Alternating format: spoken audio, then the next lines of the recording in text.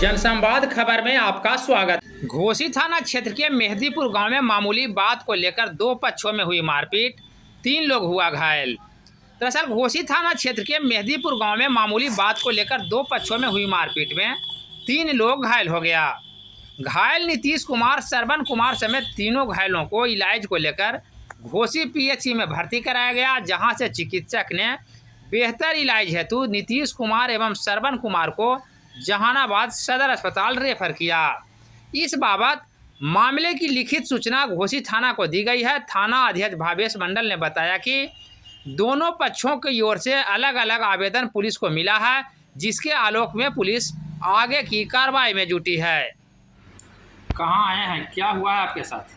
ये सब मारपीट हुआ है सर। मारपीट किस लिए हुआ है? ऐसी सर वहाँ पे थे सर, ऐसी विवाद हो गया था, ऐसी बदतमीजी हो रहा था, तो हम घर चल गया, उसको उसे दिखाए तो मारे लगा सर। कितना के संख्या में था लोग? सर बाले बच्चे था सर, 8-10 को था सर।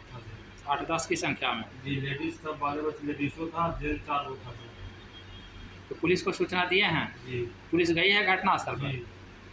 गई है। जी। क्या नाम हुआ आपका? नीतीश कुमार। कौन कौन लोग घायल हुए हैं? हम हैं, वो बड़ा भाई है।